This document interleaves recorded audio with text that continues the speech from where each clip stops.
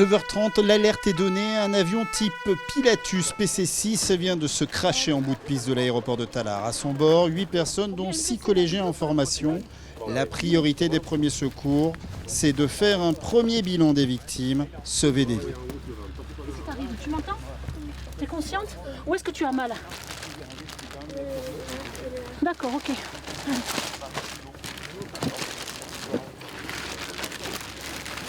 Ok, donc tu te rappelles de ce qui s'est passé? Quelles sont les priorités pour les secours là? Le triage. Le triage en fonction de la gravité, la bonne orientation. C'est la première Comment ça se passe alors? Ça dépend des moyens qu'on a après. Il faut organiser la bonne extraction sur les bons centres hospitaliers et choisir à qui on donne les premiers soins ici, qui on peut extraire immédiatement. C'est la priorité, bien sûr, à condition de travailler en sécurité. On est quand même face à un avion qui vient de se crasher, il y avait un départ de feu. Donc à condition qu'on puisse travailler en sécurité, on va prioriser bien sûr les victimes. On est quand même là pour ça, pour sauver un maximum de personnes. Et ensuite, il y a des gradations, effectivement. Oui, parmi les victimes, il y a ce que l'on appelle les urgences relatives, les urgences absolues, les décédés malheureusement, et puis les gens qui sont simplement impliqués, éclopés, mais qu'il faut quand même prendre en compte. Le plan Orsec vient d'être déclenché par la préfecture. Tout l'aéroport est bouclé. En simultané, des opérations de secours ont circonscrit rapidement les risques d'incendie et d'explosion avec 2 engins incendie.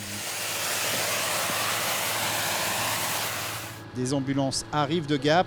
30 sapeurs-pompiers sont maintenant sur le site du crash. Un poste de commandement est en place en liaison avec le PC opérationnel placé dans la tour de contrôle. On organise le transport des victimes. C'est bien sûr un exercice très important pour la coordination des différents acteurs.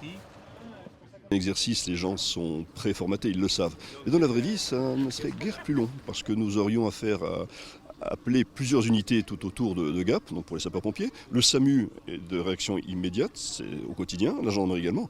Donc on n'est pas loin des temps réels, en définitive. Ce type d'exercice est indispensable pour travailler tous ensemble, puisque nous sommes forcément plusieurs acteurs, bien entendu, à être engagés sur ce type d'opération. Ça permet d'apprendre à se connaître et puis surtout à apprendre à connaître les attentes de chacun par rapport à ses contraintes de service. Les contraintes opérationnelles des sapeurs-pompiers ne sont pas forcément les mêmes que les contraintes d'investigation de la gendarmerie et des autorités judiciaires. Les victimes sont des collégiens, 6 au total, et 5 autres en observateurs. Ce sont des collégiens du collège Marie-Marvin de Tallard, où un programme pompier junior est organisé depuis 2 ans en partenariat avec le SDIS 05. Ce type d'exercice est pour eux un vrai outil pour comprendre le métier de pompier. Moi, c'est la rapidité des pompiers qui m'a frappé. C'est qu'on voit une voiture qui arrive et d'un coup, il y a plusieurs qui arrivent et ils sont tous opérationnels et rapides.